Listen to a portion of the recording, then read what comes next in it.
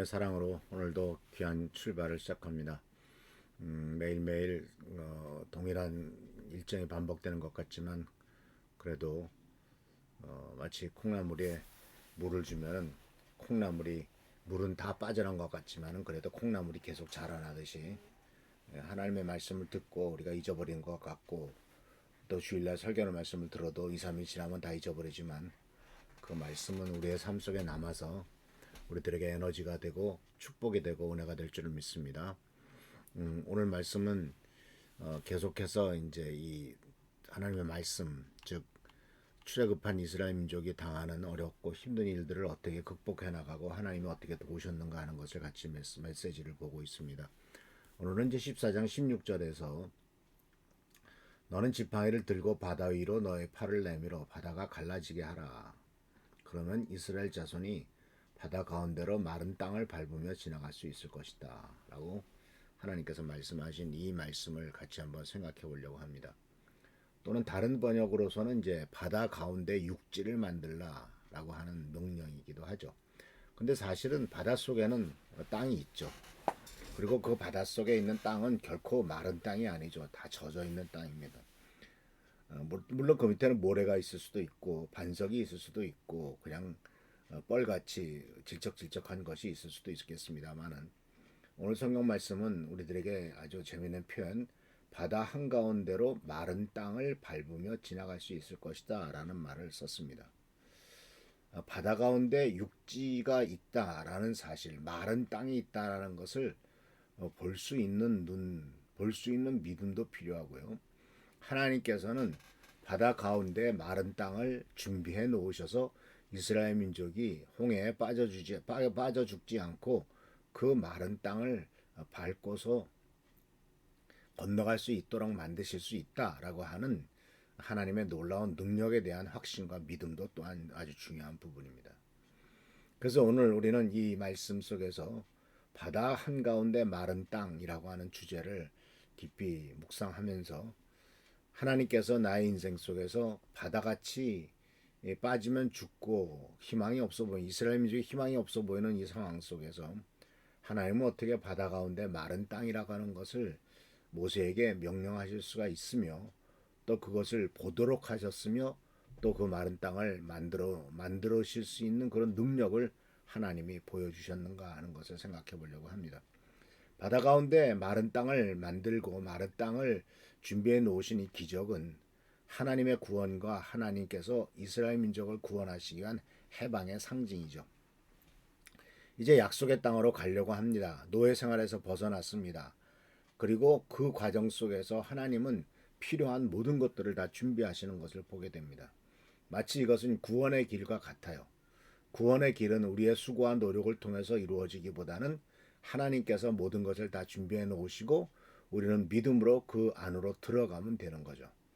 이스라엘 민족이 출애굽을 하고 홍해를 건너가게 될 때도 그들이 홍해를 가른 것이 아니고 하나님께서 믿음의 사람인 모세를 통해서 순종하게 함으로써 홍해를 하나님이 가르셨고 그것에 대해서 이제 이스라엘 민족은 믿음으로 갈라놓은 홍해를 믿음으로 걸어 들어가면 되는 것이었습니다. 이 바다를 가르고 육지를 만드는 행위, 그 바다를 가르고 바닷속에 마른 땅을 만드는 일은 인간의 능력으로는 불가능한 일이죠. 그렇기 때문에 이러한 기적은 하나님의 능력에 대한 절대적인 신뢰와 믿음을 요구하고 있습니다. 그래서 우리가 당하는 여러 가지 어렵고 힘든 일이 있다 할지라도 하나님은 불가능이 없으신 분이시다. 하나님은 바다 가운데 마른 땅을 준비해 놓으실 수 있는 분이다 라고 하는 것을 철저하게 믿고 신뢰하며 그 주님을 의지해야 될 것입니다.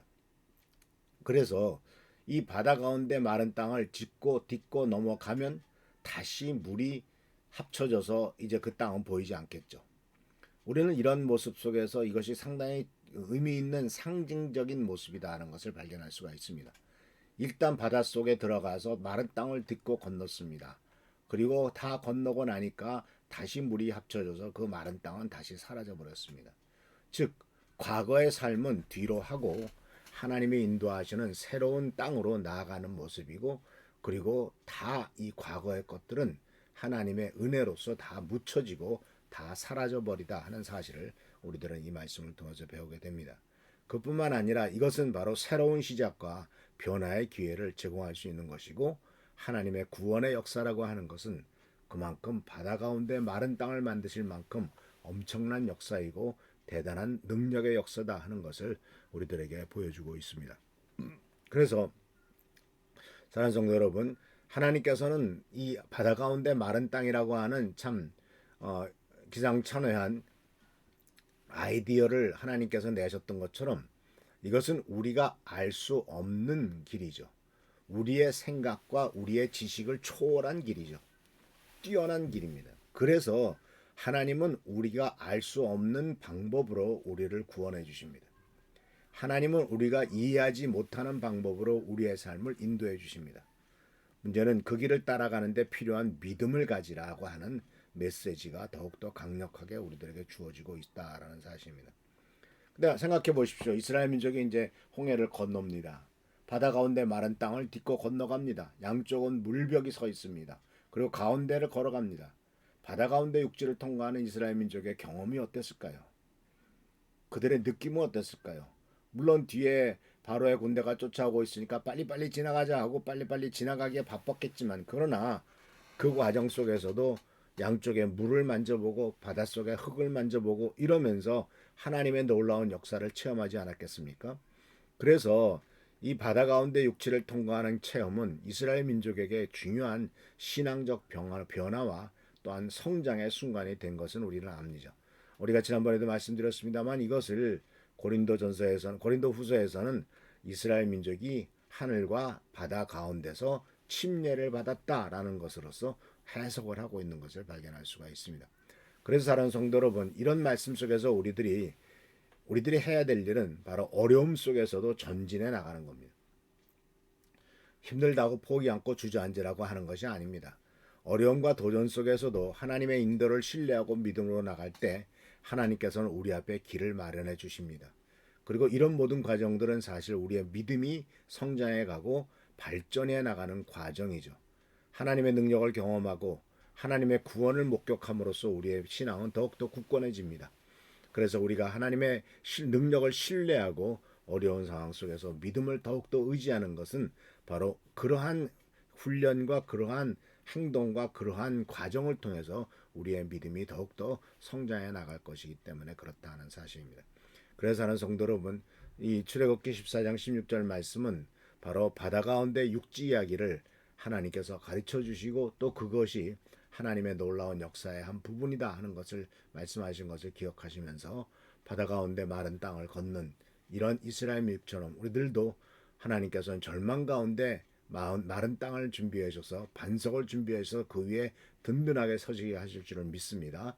우리 성도님들의 삶 속에 진정한 회복과 치유와 하나님의 기적적인 해결책을 경험하는 우리 귀한 성도님들의 삶이 되기를 축원합니다. 할렐루야, 축복합니다. 기도하겠습니다.